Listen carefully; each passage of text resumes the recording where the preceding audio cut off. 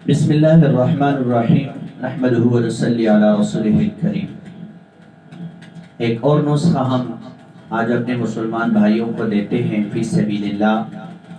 وہ لوگ جو بلڈ پریشر کے مریض ہیں، جن کو بلڈ پریشر ہے اور ہائی طور پر ہے، ان کا بلڈ پریشر کنٹرول نہیں ہوتا، تو ان کے لیے بھی ہم ایک نسخہ بتلائی دیتے ہیں۔ انشاءاللہ یہی عمل وہ قرآن کی آیت سے کر لے تو انشاءاللہ رب العالمین اس کو بلڈ پریشر کی مرض سے بھی نجات عطا فرمائیں گے، ان کا بلڈ پریشر انشاءاللہ کنٹرول بھی ہو جائے گا اس عمل سے۔ عمل بتلا دیتے ہیں۔ پارہ نمبر 11 سورہ یونس اور آیت نمبر 57۔ دوبارہ سن لے، پارہ نمبر 11 سورہ یونس اور آیت نمبر 57۔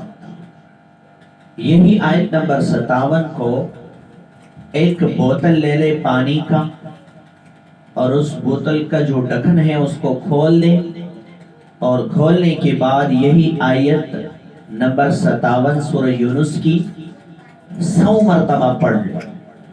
ایک ہی جگہ میں بیٹھ کر آیت نمبر 57 سورہ یونس کی 100 مرتبہ پڑھ لے، اور اسی بوتل میں جو پانی ہے اس کے اوپر دم کر لے، اور دم کرنے کے بعد اس پانی کا استعمال کا طریقہ کار یہ ہے کہ صبح کی نماز کے بعد اور ناشتے سے پہلے، صبح نماز کے بعد اور ناشتے سے پہلے آدھا گلاس، چھوٹا سا آدھا گلاس پانی اس سے لے لے، اور 3 سانس میں 3 گھونٹوں میں اس کو پی لے۔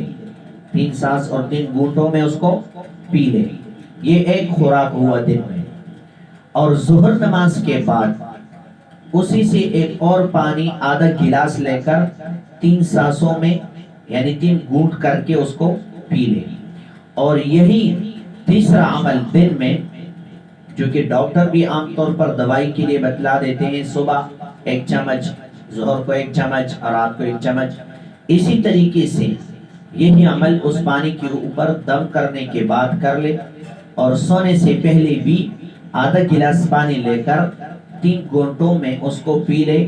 انشاءاللہ بلڈ پریشر کی مرض سے اللہ نجات عطا کریں گے، یا کم از کم اتنا ہوگا کہ بلڈ پریشر کنٹرول ہو جائے گا۔ دوبارہ سن لیں یہ عمل۔ آیت نمبر 57 سورہ یونس پارہ نمبر 11۔ ایک بوتل میں پانی لے لے، 100 مرتبہ یہی آیت پڑھ کر اس پر دم کر لے، اور 3 خوراک روزانہ اس سے لے لے، یعنی کہ صبح اس بوتل کی